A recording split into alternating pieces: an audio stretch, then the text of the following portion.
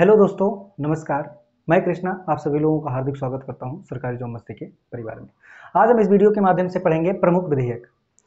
प्रमुख विधेयक मतलब जैसे होता है कभी कभार आप लोग को विधेयक क्या है, वित्त विधेयक क्या है, साधारण विधेयक क्या है, संविधान संशोधन विधेयक क्या है।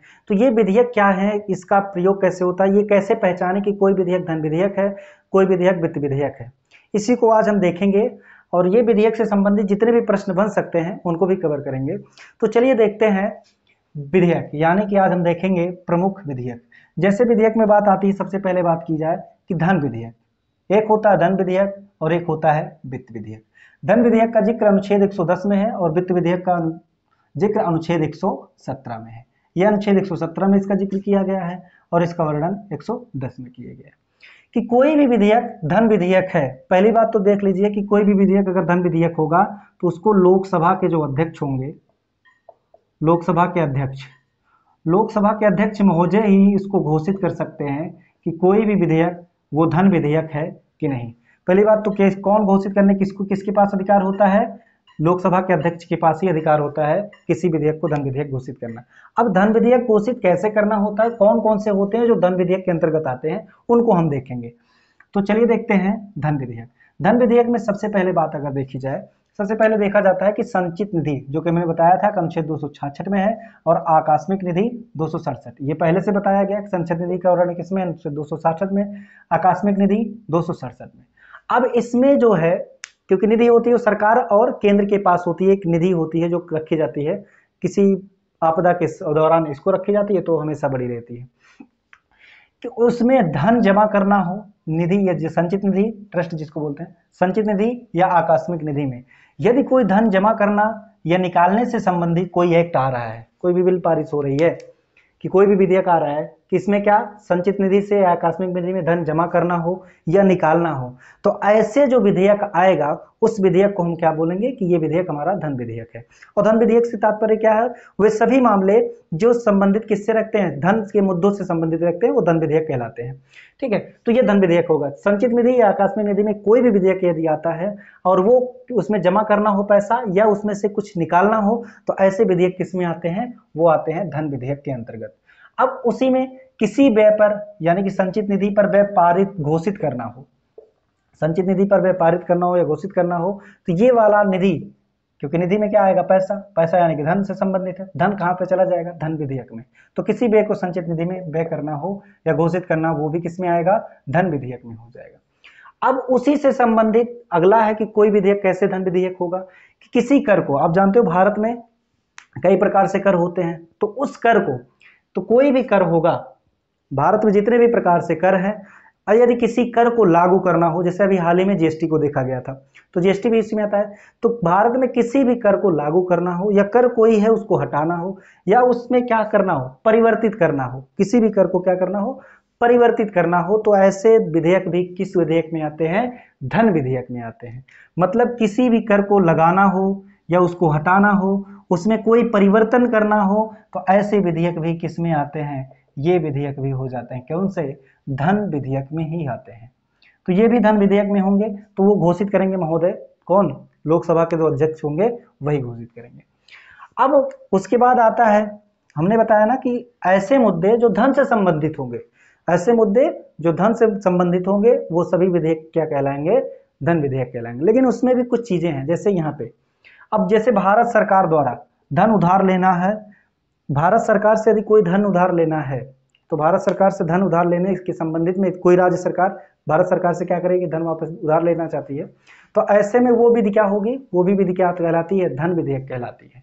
तो भारत सरकार द्वारा धन उधार लेने से संबंधित विधि क्या होती है? और विधि संशोधन, यानी कि उसमें कोई संशोधन भी करना हो, धन संबंधी संशोधन, उसमें संशोधन भी करना हो, तो वो भी किस विधेयक में आते हैं? धन विधेयक में आते हैं। अब धन विधेयक, कोई विधेयक धन विधेयक है, इसको कौन पारित करता है? वो पारित करते हैं, घोषित करते हैं कौन? लोकसभा के जो अध्यक्ष होंगे। तो लोकसभा के अध्यक्ष उसको क्या करेंगे? घोषित करेंगे कि ये विधेयक धन विधेयक। लेकिन उससे पहले कुछ प्रक्रिया होती है कि कोई भी विधेयक पहले राष्ट्रपति महोदय कहाँ पे लाते हैं? राष्ट्रपति महोदय कहाँ लाते हैं? लोकसभा में लाते हैं। फिर लोकसभा यदि उसको पारित कर देती है 2/3 बहुमत से, फिर पारित करके कहाँ भेजती है? राज्यसभा के पास। और राज्यसभा के पास ये अथॉरिटी होती है कि 14 दिन के अंदर उस विधेयक को क्या करे? पारित करे। अगर नहीं पारित करती है तो वो स्वतः ही क्या हो जाती है? पारित हो जाती है। तो राज्यसभा के पास शक्ति सिर्फ और सिर्फ कितने दिन की है? 14 दिन की है। तो कोई भी बिल घोषित करना है धन विधेयक तो उसको कौन करेंगे? लोकसभा के अध्यक्ष करेंगे। फिर राष्ट्रपति महोदय उस विधेयक को कहाँ ले जाएंगे? लोकसभा में। फिर लोकसभा उसको क्या करेगी? पारित करेगी। पारित करने के बाद वो कहाँ भेजेगी? राज्यसभा में। राज्यसभा के पास कितने दिन का समय होता है? 14 दिन का समय होता है। 14 दिन तक उसको पारित करना होता है। यदि 14 दिन के बाद 14 दिन के अंदर नहीं पारित कर पाते हैं तो ऐसे में राज्यसभा के यहाँ पे कोई अथॉरिटी नहीं है, वो बिल स्वतः ही क्या हो जाती है? पारित हो जाती है। तो ये विधेयक है। धन विधेयक से संबंधित इतने प्रश्न हैं। तो प्रश्न में क्या पूछेगा? जैसे बोलिए संचित निधि आकस्मिक निधि में जमा करना या निकालना हो, ऐसे विधेयक कौन से होते हैं? 4 ऑप्शन में आ जाएगा, धन विधेयक, वित्त विधेयक, साधारण संशोधन विधेयक, या साधारण विधेयक या संशोधन वित्त विधेयक। तो ऐसे में क्या हो जाएगा कि संचित निधि आकस्मिक निधि में धन निकालना हो, जमा करना हो, उसमें करना हो, तो ये विधेयक क्या हो जाते हैं? धन विधेयक हो जाते हैं। तो ऑप्शन क्या हो जाएगा? धन विधेयक सही हो जाएगा। तो इसको अच्छे से, जो जितने भी पॉइंट लिखे गए हैं उसको याद कर लेना अच्छे से कि ये किस विधेयक में आते हैं। तो धन विधेयक में आते हैं ये सभी। और धन विधेयक को घोषित कौन करता है? यहां से भी प्रश्न बनता है। तो लोकसभा के अध्यक्ष। यदि कोई विधेयक धन विधेयक पारित करना है तो कौन उसको लोकसभा में ले जाता है? समक्ष, लोकसभा के समक्ष रखता है तो राष्ट्रपति महोदय रखते हैं। ऐसे में राज्यसभा उसको कितने दिन के अंदर पारित करना पड़ता है? तो 14 दिन के अंदर उसको क्या करनी पड़ती है? पारित करनी पड़ती है। अब देखते हैं वित्त विधेयक। वित्त विधेयक क्या है? इसका वर्णन किसमें है? अनुच्छेद 117 में है। अब वह होता है ना, वे सभी मामले जो धन से संबंधित है तो किसमें आ जाएंगे?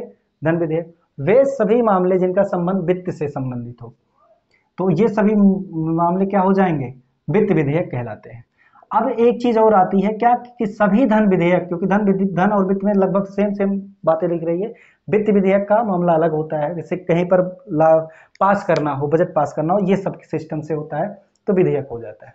जैसे देखा जाए, अब कोई पूछे कि धन विधेयक, वित्त विधेयक, क्या सभी धन विधेयक वो वित्त विधेयक होते हैं? तो यहाँ पे देखेंगे जितने भी सभी धन विधेयक क्या होते हैं? सभी धन विधेयक वित्त विधेयक होते हैं।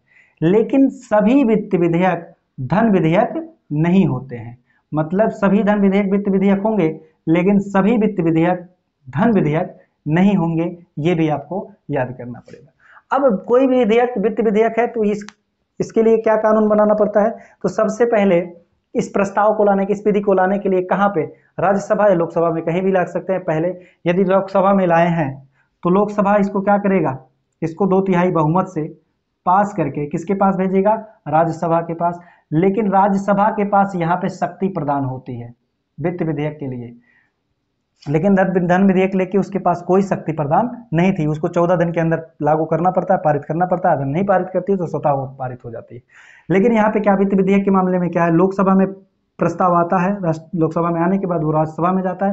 राज्यसभा के पास ये पावर होती है कि वो उसको क्या कर सकती है? वापस भी कर सकती है, उसको खारिज भी कर सकती है, या उसको कुछ दिन तक अपने पास रख भी सकती है। तो ये राज्यसभा के पास पारित होती है। यदि लोकसभा और राज्यसभा, ऐसे में अगर राज्यसभा नहीं पारित कर रही है, कुछ नहीं कर रही है, तो ऐसे में राष्ट्रपति के पास क्या होता है? एक शक्ति होती है संयुक्त अधिवेशन, जो कि संयुक्त अधिवेशन 108 मतलब इसमें सभी लोग, लोकसभा के अध्यक्ष और राज्यसभा के अध्यक्ष सभी आके यहाँ पे बैठते हैं। फिर वहां के अनुसार वित्त विधेयक को क्या किया जाता है? पास किया जाता है, पारित किया जाता है। तो ऐसे में जब राज्यसभा उसमें कोई काम बिगाड़ रही है या गलत काम नहीं करना चाह रही है वित्त विधेयक को, तो ऐसे में राष्ट्रपति के पास पावर होती है संयुक्त अधिवेशन बुलाकर उस विधि को पास करे या खारिज करवाए, उसके पास ये शक्ति होती है अनुच्छेद 108 के तहत।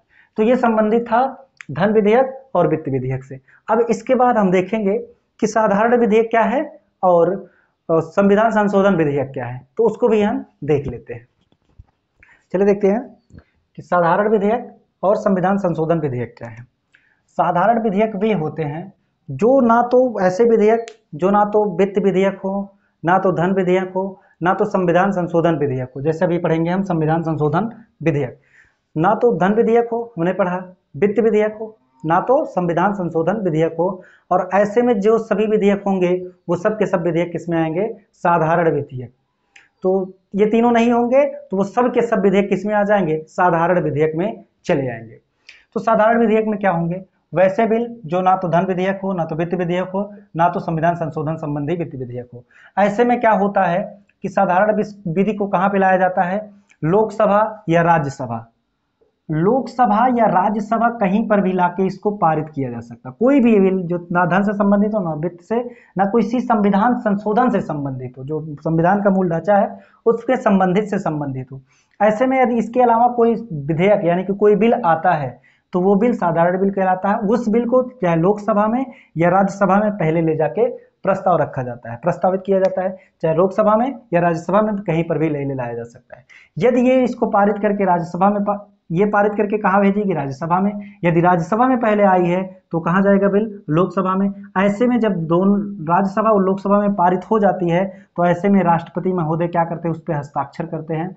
हस्ताक्षर करने के बाद वो बिल किस में बन जाता है, वो एक्ट में यानी कि कानून के रूप में बन जाता है। तो ऐसे में वो सब के सब क्या हो जाएंगे, लागू हो जाते हैं। लोकसभा राज्यसभा में आने के बाद पास हो जाता है। पास होने के बाद राष्ट्रपति महोदय का हस्ताक्षर होता है।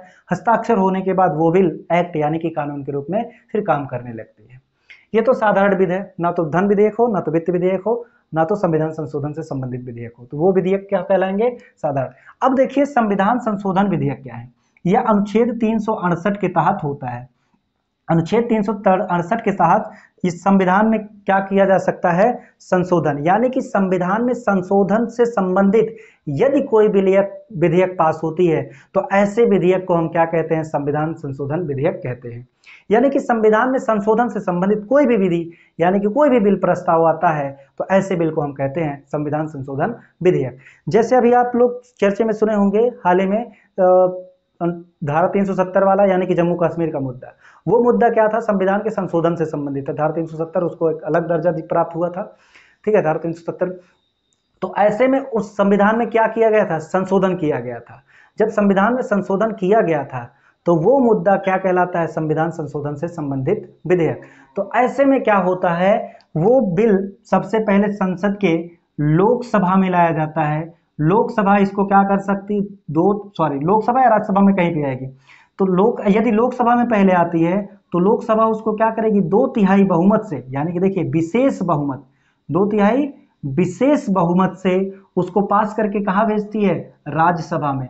फिर राज्यसभा भी इसको क्या करेगी, 2/3 बहुमत से, यानी कि जितने भी सदस्य हैं राज्यसभा में और लोकसभा में, हमने बताया था 545 यहाँ 245 यहाँ, 545 का 2/3 सदस्य अगर उसको हस्ताक्षर करके पास कर देते हैं तो वो बिल कहाँ चला जाएगा, राज्यसभा में। राज्यसभा के जो सदस्य हैं 2/3 बहुमत से 245 से यदि उसको पास कर देती है तो ऐसे में ये बिल कहाँ जाती है, फिर राष्ट्रपति के पास साइन होने के लिए तो राष्ट्रपति जाती है।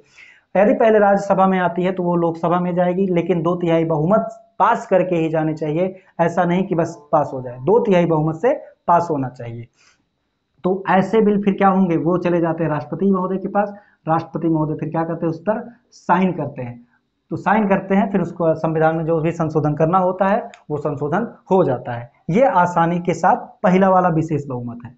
दूसरा एक और कंडीशन है कि पहला विशेष बहुमत से संबंधित कोई भी बिल पास करना, संविधान में संशोधन करना है वो बदल दिया। जैसे 42वां संविधान संशोधन, 44वां संविधान संशोधन। 42वें संविधान संशोधन में क्या किया गया था कि राष्ट्रपति महोदय को क्या मनाया गया था कि वो किसी भी हस्ताक्षर को क्या करने के, साइन के लिए, हस्ताक्षर करने के लिए बाध्य होंगे। लेकिन 44वां संविधान संशोधन जब आया तो वो बाध्यता जो थी राष्ट्रपति के पास, वो राष्ट्रपति महोदय की बाध्यता खत्म कर दी गई थी। 42 संविधान संशोधन गांधी जी इंदिरा गांधी के समय आई थी और जनता पार्टी की सरकार जब आई थी 44वें संविधान तो उसमें बदलाव किया गया था।